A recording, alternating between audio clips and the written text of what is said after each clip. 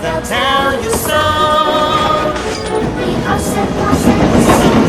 Rushing to and fro, he's the really useful engine we adore. He's the one, he's the number one. Thomas the Tank Engine. He's the really useful engine we adore.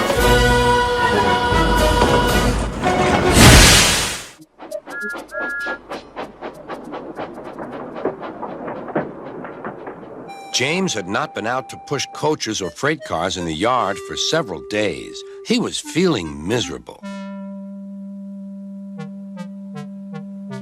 Oh, dear. I wonder how long I shall have to stay in the shed. Will anyone ever see my red coat again? Why did I go so fast that I made a hole in one of my coaches that had to be mended with, of all things, a passenger's bootlace? At last, Sir Topham Hatt arrived. I know you're sorry, James, and I know, too, that you want to be a useful engine. People are laughing at my railway, and I do not like that at all. I will try hard to do my best, said James. That's a good engine. There's nothing like determination. I want you to pull some freight cars for me.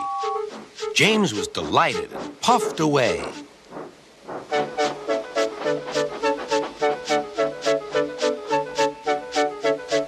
Here's your freight train, James, said Thomas.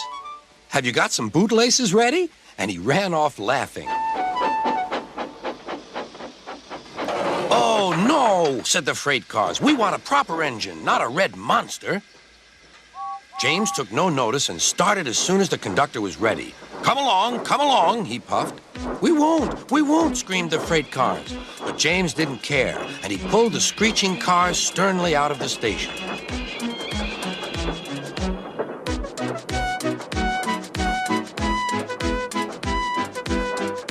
The cars tried hard to make him give up, but he still kept on.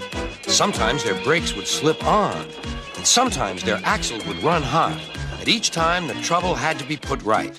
And each time James would start again, determined not to let them beat him. Give up, you can't pull us, you can't, called the cars. I can and I will, puffed James. And slowly but surely he pulled them along the line. At last they saw Gordon's Hill. Look out for trouble, James, warned his driver. We'll go fast and get them up before they know it. Don't let them stop you. So James went faster. Soon they were halfway up. I'm doing it, he panted. Will the top never come? Then, with a sudden jerk, it all came easier. I've done it! Hooray! It's easy now! But his driver shut off steam. They've done it again! We've left our tail behind, look! The last cars were running backwards down the hill. The coupling had snapped. But the conductor stopped the cars and got out to warn approaching engines. That's why it was easy, said James, as he backed the other cars carefully down. What silly things freight cars are! There might have been an accident. Should I help you, James? Called Edward.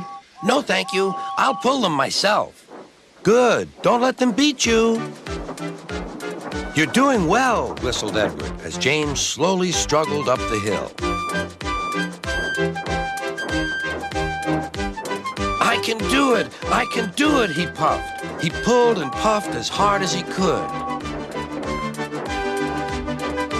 I've done it, he panted.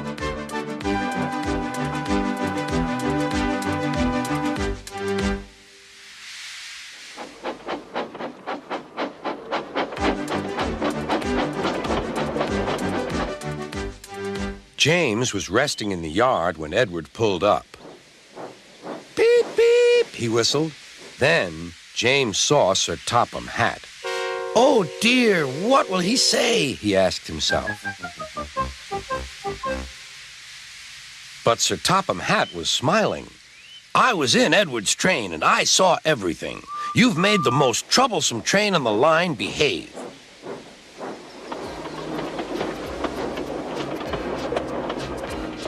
After that performance, you deserve to keep your red coat.